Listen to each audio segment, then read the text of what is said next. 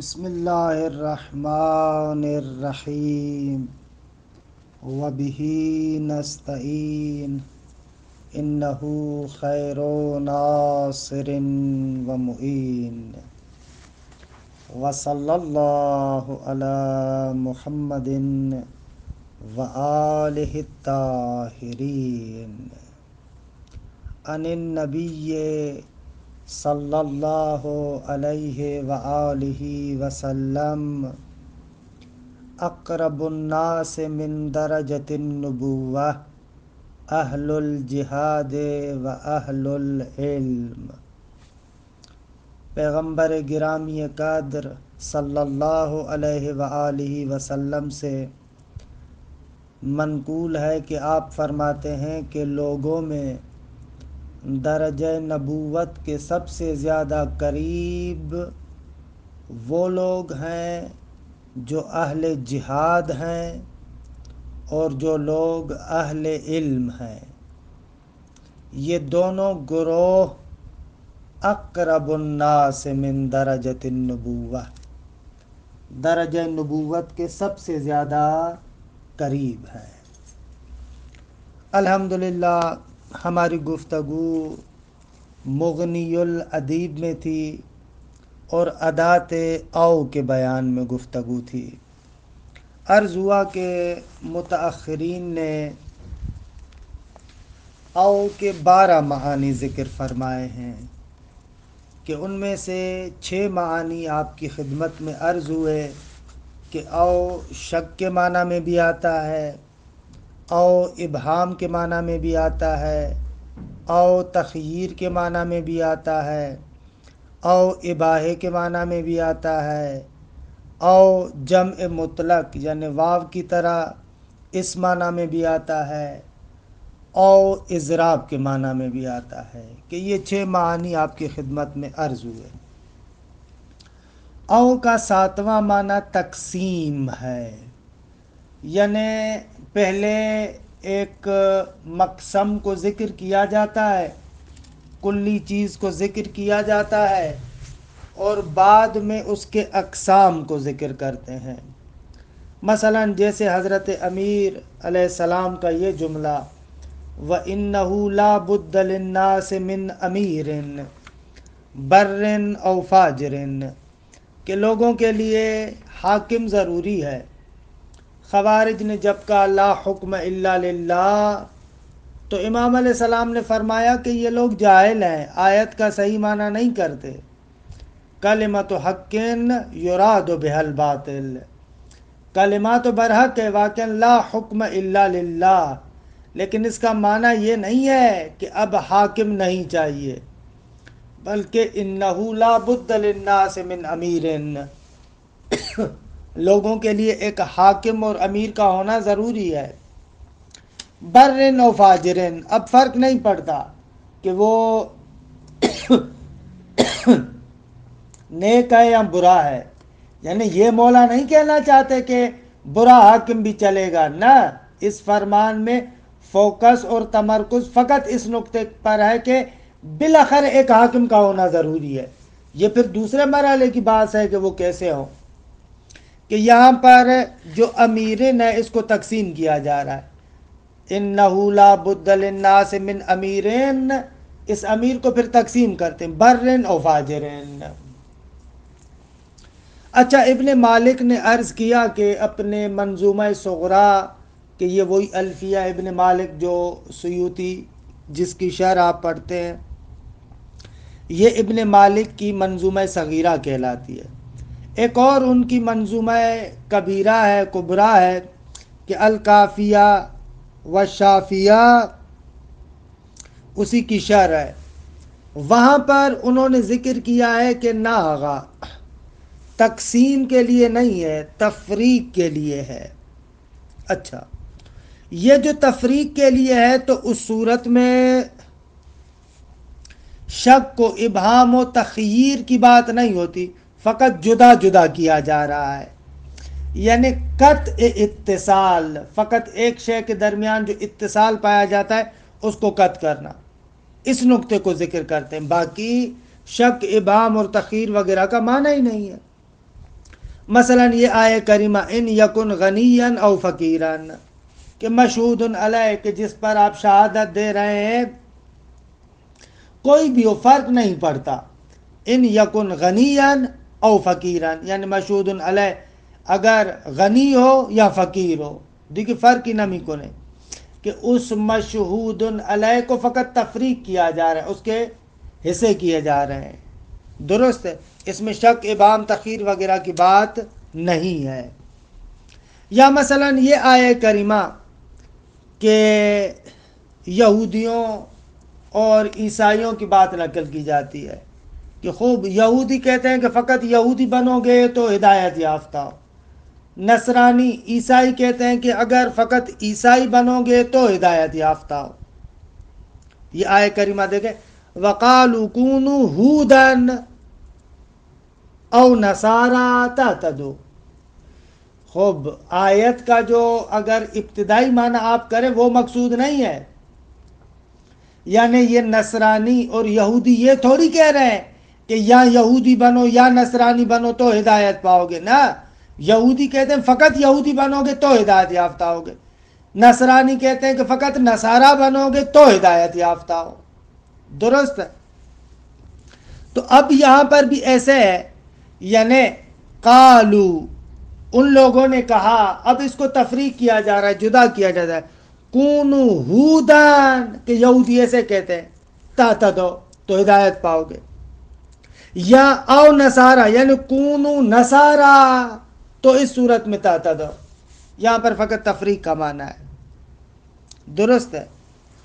البتہ ابن مالک کے علاوہ جو دوسرے بزرگان ہیں وہ کہتے ہیں کہ آغا یہاں پر تفصیل کے لیے ہے، یعنی ابتداً ایک اجمال ہے اور اس اجمال کو کھولا جا رہا ہے، مثلا کالو، اس کالو کے اندر اجمال ہے، قائل بھی مجمل ہے اور اسی طریقے سے اس کا جو مقولہ ہے وہ بھی مجمل ہے۔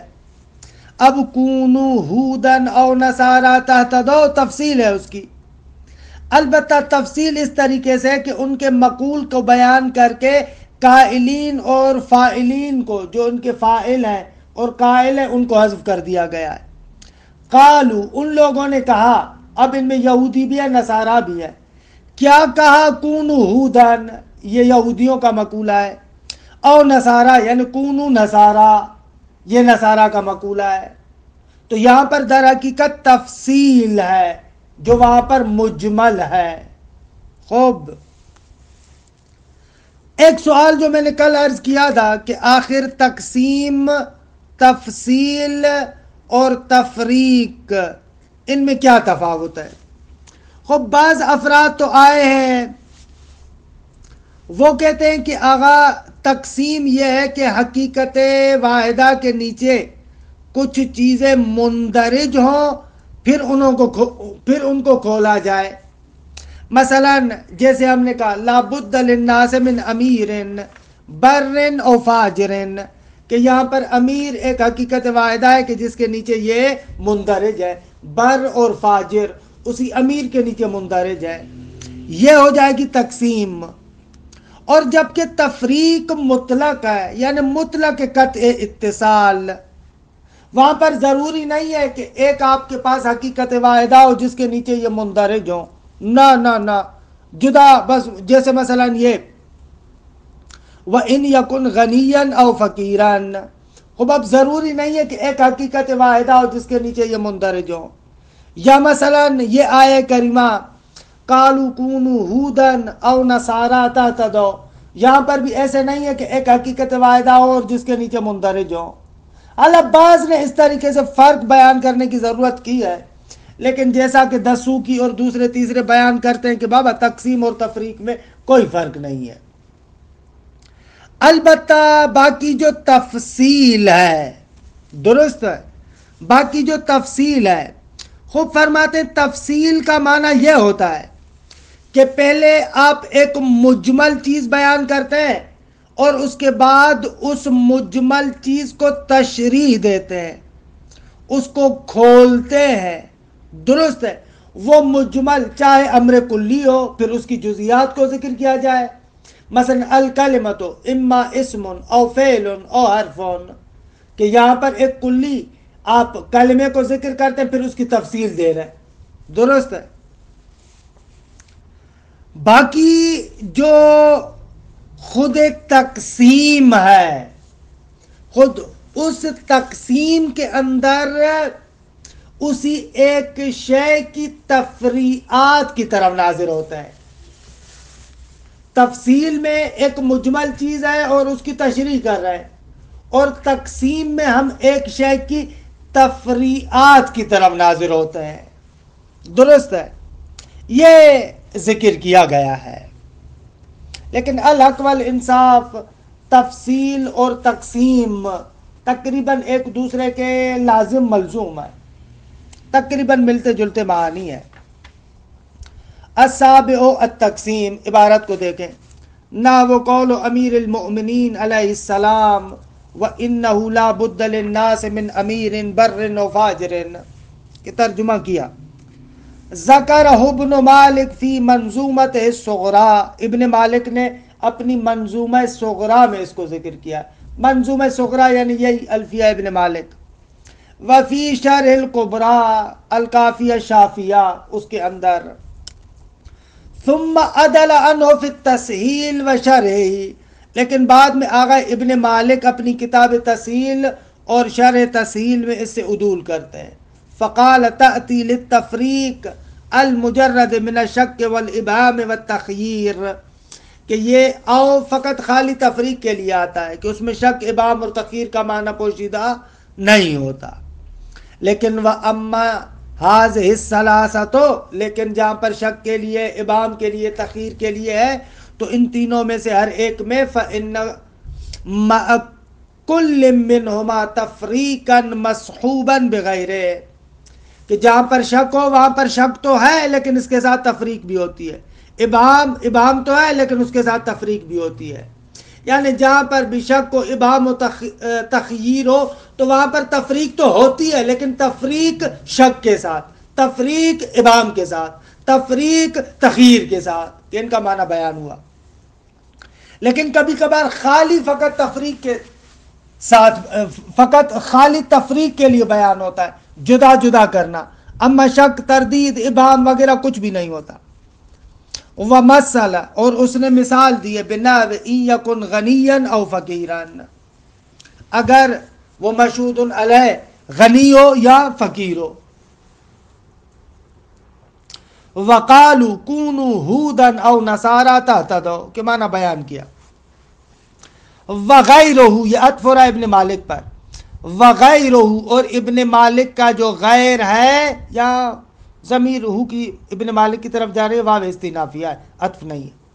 وَغَيْرُهُ عَدَلَ عَنِ الْعِبَارَتَيْن، خوب ان لوگوں نے نہ تقسیم کی تعبیر استعمال کی ہے نہ تفریق کی، بلکہ فَعَبَّرَ، اس غیرہ نے تعبیر کیا ہے، فاعل کی ضمیر غیرہ کی طرف، وہ جو غیر ابن مالک ہے اس نے تعبیر کیا بالتفصیل، تعبیر تفصیل سے۔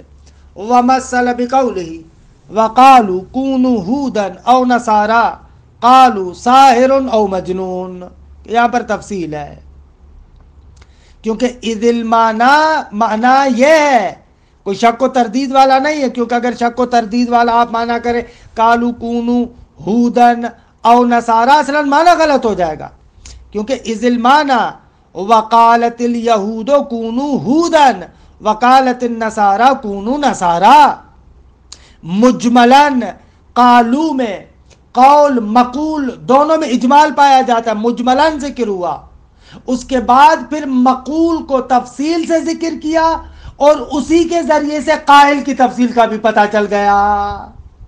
دقت کریں آپ۔ اور اسی طریقے سے اس آیہ کریمہ میں بھی قالوا ساحر او مجنون، یعنی قال بعضهم ساحر وقال بعضهم مجنون، بعض نے کہا ساحر ہے، بعض نے کہا مجنون ہے۔ پس فَأَوْ فِيهِمَا لِتَفْصِيلِ الْإِجْمَالِ فِي قالو کے اندر جو اجمال ہے اسی کی تفصیل کے لیے او آ رہا ہے۔ اب تمام شدہ گا۔ اس کے بعد ایک اور معنی او کا ذکر کریں، او اللہ کے معنی میں بھی آتا ہے۔ خوب، یہ اس صورت میں ہے کہ اس کے بعد فعل مضارع آتا ہے اور منصوب ہوتا ہے ان مضمرہ کے ذریعے سے۔ دیکھیں یہاں پر ایک آیت کے بارے میں گفتگو ہوگی کہ جس کو ذکر کرتے ہیں۔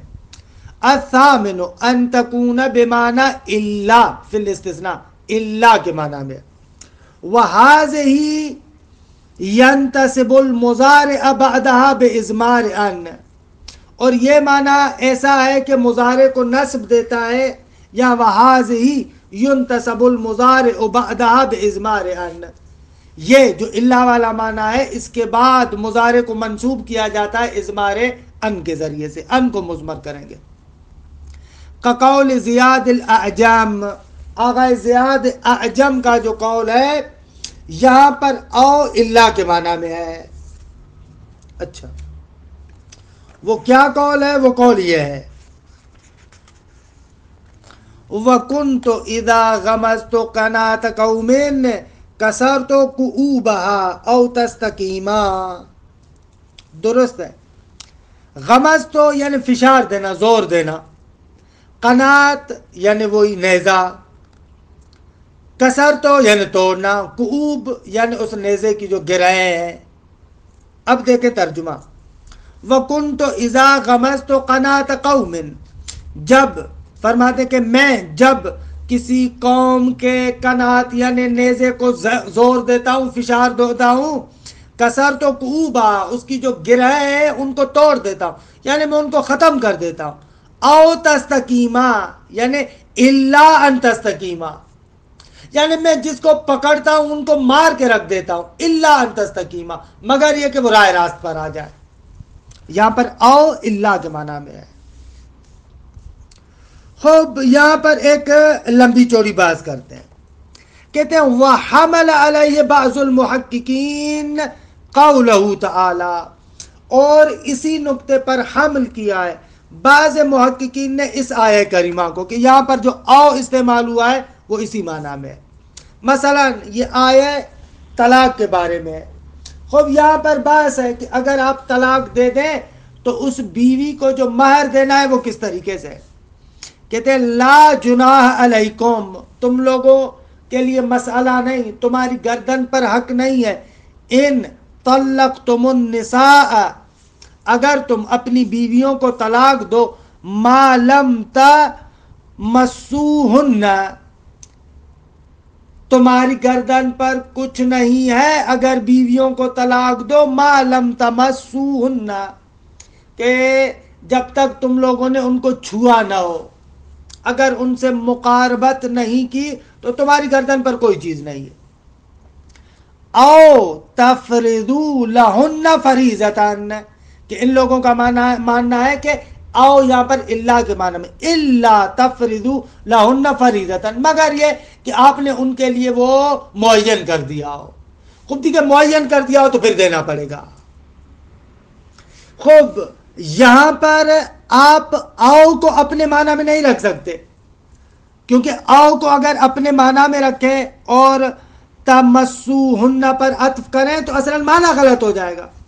خوب، اس صورت میں معنی کیا ہوگا؟ اگر اس او کو آپ اپنے معنی پر رکھیں اور تمسوہن پر عطف کریں تو ترجمہ ایسے ہوگا، یعنی تمہاری گردن پر کچھ بھی نہیں ہے، جو خواتین کا مہر وغیرہ ہے ان میں سے کوئی چیز تمہاری گردن پر نہیں ہے، اگر تم ان کو طلاق دو اور ان دونوں چیزوں میں سے کوئی ایک منتفی ہو، یعنی یا تم نے ان لوگوں کو چھوا نہ ہو تو بھی تمہاری گردن پر کچھ نہیں ہے، یا اگر تم لوگوں نے معین نہ کیا ہو تو بھی تم لوگوں کی گردن پر کچھ نہیں ہے۔ خب، حالانکہ درست نہیں ہے، ایسے مسئلہ بالکل نہیں ہے، لہٰذا آپ یہاں پر او کو اللہ کے معنی میں قرار دیں۔ دیکھیں وَحَمَلَ عَلَيْهِ بَعْضُ الْمُحَقِّقِينَ قَوْلَهُ تعالیٰ کہ آیت کو پڑھا، فَقَدَّرَ تَفْرِزُ مَنْصُوبًا بِأَنْ مُضْمَرَةً، کہ اس بعض محققین نے اس تفریضو کو ان مضمرہ کے ذریعے سے نصب دی ہے، لا مجزوماً، نہ کہ تفریضو مجزوم ہو بالعطف علی تمسوہن، تمسوہن پر عطف کی وجہ سے منصوب نہیں، مجزوم نہیں ہے. کیوں؟ اس لیے کہ اگر اس پر آپ اس کو عطف کریں گے معنی خراب ہو جائے گا. لئن لا یسیر، تعین کے نہ ہو جائے کیا؟ لئن لا یسیر المعنی، تعین کے معنی یہ نہ ہو جائے. اگر آپ اس کو تمسوہن پر عطف کریں گے تو معنی یہ بنے گا جو کہ نہیں ہونا چاہیے. لئن لا یسیر المعنی لا جناح علیکم فیما یتعلق بمہور النساء، تعین کے معنی یہ نہ بن جائے کہ تمہارے اوپر کوئی حق نہیں ہے، تمہاری گردن پر حق نہیں ہے، جو خواتین کا مہر ہے اس مہر کے متعلق آپ کے گردن پر کچھ بھی نہیں ہے. ان طلقتموہن، اگر آپ نے ان لوگوں کو طلاق دی، فی مدت انتفاء عہد ہذین الامرین، ما ظرفیہ ہے نا تو مدت میں تبدیل کر دیا، اس مدت میں، اس زمان میں کہ جب ان دونوں امروں میں سے کوئی ایک امر منتفی ہو. اگر کوئی ایک امر بھی منتفی ہے ان دونوں امروں میں سے تو آپ کی گردن پر اس کا حق نہیں ہے. یعنی آپ نے اس کو چھوا تو ہے لیکن آپ نے مہر معین نہیں کیا، یعنی اس کے ساتھ مقاربت کی ہے لیکن مہر معین نہیں کیا. خوب اگر او کو اپنے معنی میں رکھو تو اس کا مقصد یہ ہوگا کہ اس صورت میں اس کا مہر نہیں بنتا، حالانکہ غلط ہے، اس صورت میں مہر بنتا ہے. اگر آپ نے مہر کو معین نہیں کیا اور اسے مقاربت کی ہے تو اس صورت میں مہر المثل ہوگا، یہ سب کا فتویٰ ہے. جبکہ او کو اگر اپنے معنی پر رکھو تو اس صورت میں ہوگا کہ دونوں میں سے کوئی ایک امر منتفی ہے تو آپ کی گردن پر مہر نہیں ہے، تو غلط ہے. نقطہ سمجھ میں آیا کیا عرض کر رہا ہوں؟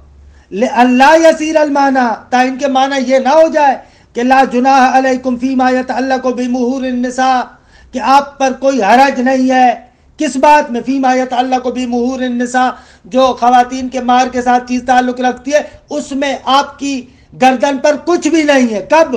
ان طلقتموہن، جب آپ ان بیویوں کو طلاق دیں، فی مدت انتفاء عہد ہذین الامرین، جب ان دونوں امور میں سے کوئی ایک امر منتفی ہو تو اس زمان میں اور اس مدت میں آپ کی گردن پر کچھ بھی نہیں ہے، حالانکہ غلط ہے.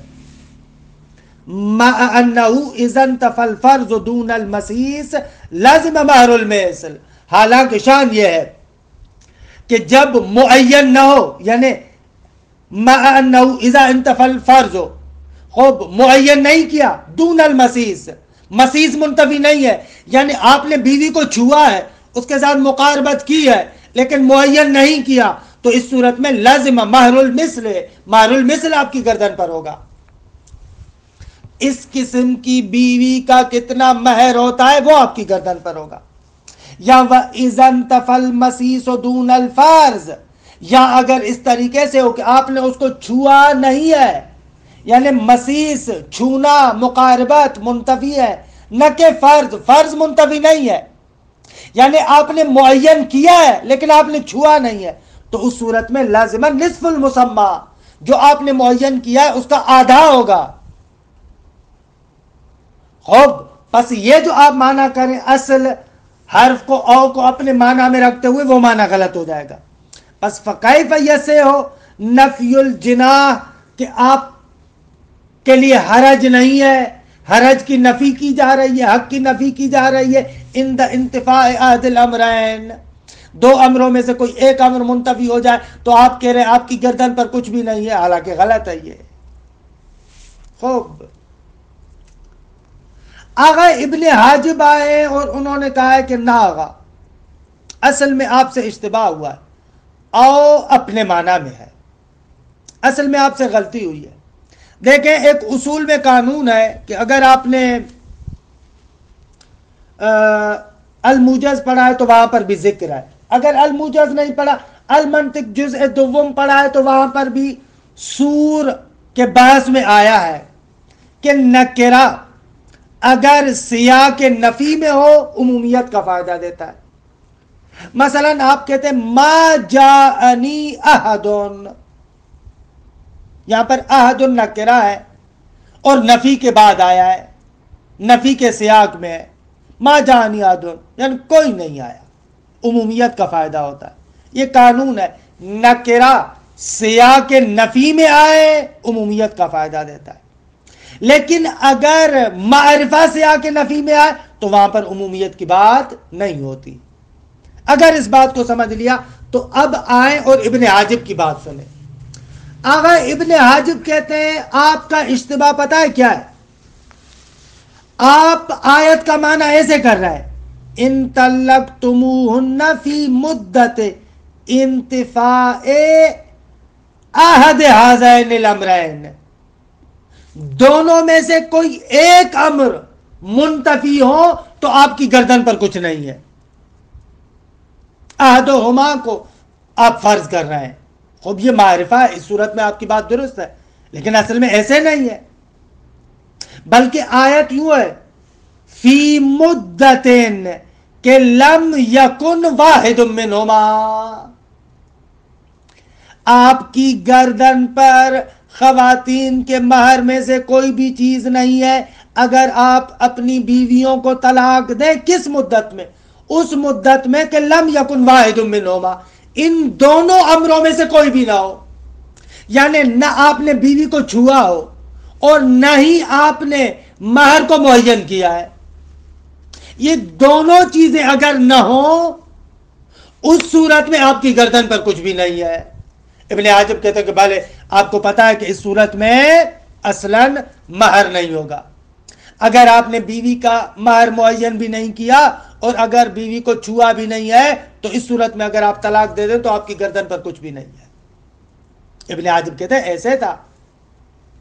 وَأَجَابَ ابْنُ حاجب بِمَنْعِ قَوْلِ الْمَعْنَى فی مدت یا مدت انتفاع آدما، دونوں میں سے کوئی ایک منتفی ہو اس مدت میں اگر آپ طلاق دیں تو آپ کی گردن پر کچھ نہیں. کہہ رہے ہیں یہ معنی غلط ہے. بل مدت لم یکن واحد منہما، دقت کرے احدہما معرفہ ہے، واحد منہما واحد منہما واحد نکرہ ہے.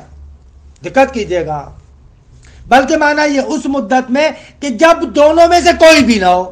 ایسے وَذَلِكَ بِنَفْيِهِمَا جَمِيعًا، اس صورت میں دونوں کی نفی ہو رہی ہے کیونکہ لِأَنَّهُ نَكِرَةٌ واحد نکرہ ہے فی سیاق النفی صریح.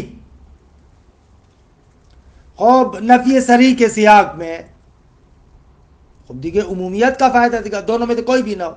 بخلاف الاول، اول یعنی احدہما والی جو بات آپ کر رہے تھے اس کے برخلاف کہ فإنہ لا ینفی الا احدہما، اس صورت میں دونوں میں سے ایک کی نفی ہو رہی تھی، لیکن ہم نے جیسے ہی کیا کہ واحد منہما تو دونوں کی نفی ہو رہی ہے. مطلب ایسے درست ہو جائے گا، تمام شد مطلب. آگا وکیل او بمعنی واو، آگا بعض نے کہا کہ یہ او واو کے معنی ہے، مطلق جمع کے معنی میں. وَيُؤَيِّدُهُ قَوْلُ الْمُفَسِّرِينَ، آگا شان نزول بھی اسی کی کیا کرتا ہے؟ تائید کرتا ہے. شان نزول کیا ہے؟ انہا نزلت فی رجل انصاری کہ طلق امرأتہ قبل المسیس و قبل الفارض، کہ جس نے اپنی بیوی کو طلاق دی تھی، ابھی مہر معین بھی نہیں کیا تھا، بیوی کو چھوا بھی نہیں تھا، اس صورت میں طلاق دی تھی تو یہ آیہ کریمہ نازل ہوئی. خب شان نزول بھی بیان کرا کہ او واو کے معنی میں ہونا چاہیے. وفیہ قول آخر سیأتی، اس آیہ کریمہ کے اندر ایک اور قول بھی ہے کہ او کو الہ کے معنی میں قرار دو، الا نہ الہ الہ. خوب دیکھے کہ ابھی نواں معنی او کا یہی ہے، اس صورت میں بھی مطلب حل ہوگا. خوب تمام شدہ ہوگا. خوب نواں معنی جو او کا ہے او الہ کے معنی میں ہے، یہ بھی اس الہ کی اس او کی طرح جو اللہ کی معنی میں ہے. یعنی اس کے بعد مضارع آتا ہے منصوب ہوتا ہے ان مضمرہ کو رکھتے ہوئے کہ شاعر کے اس شعر کو بیان کرتے ہیں. لَأَسْتَسْهِلَنَّ السَّعْبَ أَوْ أُدْرِكَ الْمُنَى فَمَنْ قَادَتِ الْآمَالُ إِلَّا لِصَابِرٍ. استسهلن یعنی آسان شمردن، آسان سمجھنا، صعب یعنی مشکل، منا یعنی آرزو، اعمال یعنی آرزو ہے. شعر کا ترجمہ دیکھیں. لَأَسْتَسْهِلَنَّ الصَّعْبَ کہ بے شک بے تحقیق میں مصیبتوں کو سختیوں کو آسان شمار کرتا ہوں. او ادرک المنا کہ او الہ کے معنی میں یہاں تک کہ میں اپنی آرزو کو پالوں. جب تک جو میرا مقصد اور آرزو ہے اس کو نہ پالوں تو میں مشکلات کو آسان سمجھتا ہوں. او ادرک المنا یعنی الہ ان ادرک المنا یہاں تک کہ میں اپنی آرزوؤں کو پالوں. مشکلات کو اصلاً توجہ نہیں کرتا، آسان سمجھتا ہوں. فمن قادت الاعمال الا لصابر کہتے ہیں آرزویں منقاد نہیں ہوتی، مطیع نہیں ہوتی مگر صابر کے لیے. خوب یہاں پر او الہ کے معنی میں ہے کہ آپ دیکھیں او ادرکا، ادرکا فعل مضارع منصوب ہے. ومن قال فی او تفرضوا انہ منصوب جود هذا المعنی فی ہے کہ کہا نا کہ وفی قول آخر جو اس تفرضو کو منصوب جانتا ہے نہ کہ مجزوم. کہتا ہے یہاں پر آپ یہ الہ والا معنی بھی لے سکتے ہیں. اچھا اس صورت میں او الہ کے معنی میں یعنی لا جناح علیکم الا ان تفرضوا لہن فریضہ یہاں تک کہ ان کے لیے معین کرو مہر کو تب تک لا جناح علیکم ایسے. بس یہ او جو غایت ہے لا جناح علیکم سے ہے. البتہ اس کو غایت لم تمسوہن کے لیے نہ قرار دینا، معنی غلط ہو جائے گا کیونکہ بالاخر غایت اور مغیہ میں ایک ارتباط تو ہونا چاہیے نا. اگر آپ اس کو ما لم تمسوہن کے ساتھ غایت قرار دے یعنی ان کو نہیں چھونا الا ان تفرضوا لہن یہاں تک کہ ان کے لیے فریضہ قرار دے، وہ دیکھیں ارتباط سمجھ میں نہیں آ رہا. عدم مسیس کے ساتھ مانا نہ دارے. ومن قال فی او تفرضوا انه منصوب جود هذا المعنى فيه ويكون غایتا لنفی الجناح یعنی لا جناح علیکم یہاں تک کہ ان کے لیے تو معین کرو، لا لنفی المسیس چھونے کے لیے غایت نہیں ہے کیونکہ ربط نہیں ہے عدم مسیس کے ساتھ. تمام شد. آغا او بعض نے ذکر کیا کہ تقریب کے لیے بھی ہے کہ معطوف اور معطوف علیہ کا زمان بالکل قریب ہے. نہ وہ ما ادری اسلم او ودع بندہ آیا سلام کیا پھر خدا حافظ کر کے چلا گیا تو کہتے ہیں کہ بابا یہاں پر او تقریب کے لیے علم ماں کے نہ فہمی دی ہمیں پتہ نہیں چلا وہ سلام کر رہا تھا یا خدا حافظی کر رہا تھا کہ یہاں پر اس تقریب کے لیے. قالہ الحریری وغیرہ حریری صاحب مقامات حریری وہ اور اس کے علاوہ چند اور افراد نے کہا ہے کہ یہ او تقریب کے لیے معطوف اور معطوف علیہ کے درمیان ارتباط وہ جو کہ تقریب جلدی آپس میں یعنی قربت والا معنی ہے اور پتہ ہی نہیں چلا سلام کیا یا خدا حافظی کیا. بعض کہتے ہیں کہ شرطیہ کے معنی میں بھی آتا ہے. الحادی اشار الشرطیہ نہ وہ لأضربنہ عاشا او ماتا میں بابا اس کو ماروں گا چاہے جیے یا مرے.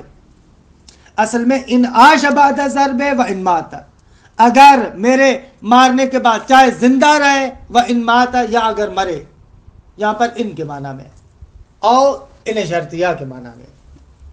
وَمِثْلُهُ اور اسی طریقے سے لَآتِيَنَّكُمْ آتَيْتَنِي او حرمتنی خوب میں بھائی آپ کے پاس آؤں گا اگر تم دو فبیا نہ دو فبیا تمہاری مرضی. قالو ابن شجری 12واں معنی تبعیض ہے. وقالوا كونوا هودا او نصارا نقلو ابن شجری عن بعض الکوفیین یہاں پر بعض کے معنی میں یہ کونو ہودن بعض کالو ہے اور او نصارا یعنی کونو نصارا یہ بعض کالو ہے. کالو کا ایک بعض ایک حصہ یہ ہے جو یہودیوں والا ہے کہتا ہے کونو ہودن اور دوسرا بعض او کے بعد ہے یعنی او کونو نصارا ایسے بعض کا معنی کرے. لیکن ابن ہشام کہتے ہیں والذی یظہرو بھائی ہمارے لیے جو بات ظاہر ہوئی ہے یہ حقیقت میں وہی تفصیل والا معنی ہے. اس کو سمجھنے میں اشتباہ ہوا ہے. تفصیل بھی تو یہی تھا نا کہ مجملاً ذکر ہو اور اس کے بعد پھر آپ اس کو جز کر کے تفصیل دیں. بعض میں بھی ایسے ہی کر رہے ہیں کہ کالو کا بعض ایک کونو ہودن ہے اور دوسرا بعض او نصارا ہے. کہہ رہے ہیں یہ اصل میں وہی تفصیل ہی ہے. والذی یظہر انہ انما اراد معنی تفصیل سابق، وہ جو بعض کوفیین ہے اس لفظ بعض کو جو استعمال کیا ان کی مراد وہی تفصیل والا معنی ہے۔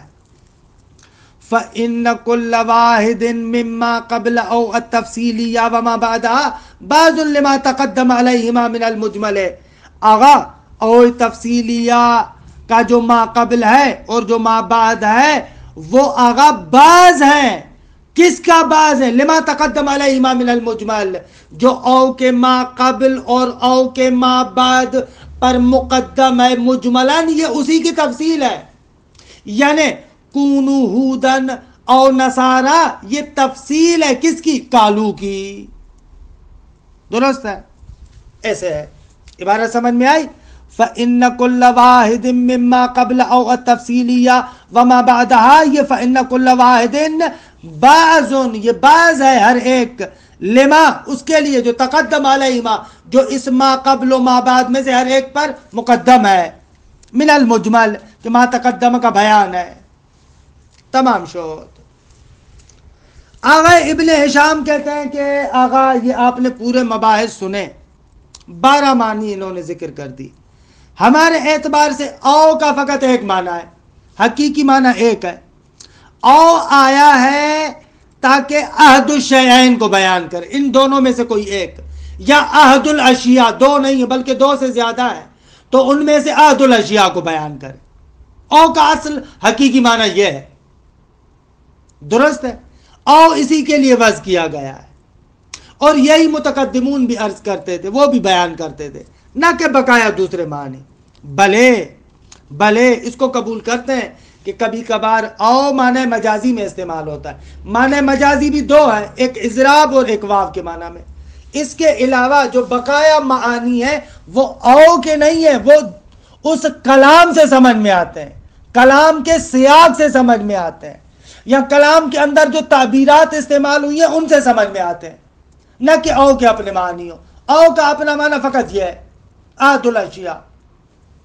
تمام شد۔ عبارت کو دیکھیں، تنبیہ التحقیق ان او موضوعۃ لعہد الشیئین او لعہد الاشیاء، او اس کے لیے تاکہ بیان کرے دونوں میں سے کوئی ایک مراد ہے، یا اگر دو سے زیادہ ہیں تو ان اشیاء میں سے کوئی ایک مقصود ہے۔ جاءنی زید او عمر، جاءنی زید او عمر او بکر، ان میں سے کوئی ایک مراد ہے، یہ ہے۔ وَهُوَ الَّذِي يَقُولُهُ الْمُتَقَدِّمُونَ، متقدمین یہ کہتے تھے۔ البتہ اس کا بھی انکار نہیں ہے، وَقَدْ تَخْرُجُ إِلَى مَعْنَى بَلْ وَإِلَى مَعْنَى وَاو، مجازاً بل کے معنی میں بھی استعمال ہوتا ہے یا واو کے معنی میں بھی استعمال ہوتا ہے۔ بلے مجازاً یہ دو معنی ہے، بس یعنی دوسرے لفظوں میں ابن ہشام کہتے ہیں او 3 معنیوں میں استعمال ہوتا ہے، ایک معنی حقیقی، 2 معنی مجازی۔ وَأَمَّا بَقِيَّةُ الْمَعَانِي فَمُسْتَفَادَةٌ مِّنْ غَيْرِهَا، اس کے علاوہ جو بقایا اتنے معانی آپ نے ذکر کر دیے، بھائی شک ہے، ابہام ہے، تخییر ہے، اباحہ ہے، اور اسی طریقے سے مثلا تقسیم ہے، اور اسی طریقے سے خدا آپ کو نہیں کی تھی اللہ کے معنی میں، الہ کے معنی میں، تقریب، شرطیہ، تبعیض، کہہ رہے ہیں کہ نہ نہ نہ نہ نہ، یہ کلام کے اور الفاظ سے، سیاق سے، سباق سے وہاں سے سمجھ میں آتے ہیں۔ اور پھر ابن ہشام کہتے ہیں وَمِنَ الْعَجَبِ، اور تعجب کی بات تو یہ ہے کہ انہم ذکروا ان من معانی صیغۃ افعال التخییر والاباحہ، صیغہ افعال امر کے بارے میں بات کہ اصول میں آپ پڑھتے ہیں، وہاں پر کہتے ہیں کہ بابا صیغہ امر کے معنی میں سے ایک معنی تخییر بھی ہے، اباحہ بھی ہے، اور یہ لوگ بھی صیغہ امر کے بارے میں ادبی کتب میں جو بحث کرتے ہیں وہاں پر یہ کہتے ہیں کہ امر تخییر اور اباحہ دونوں کے لیے بھی آتا ہے۔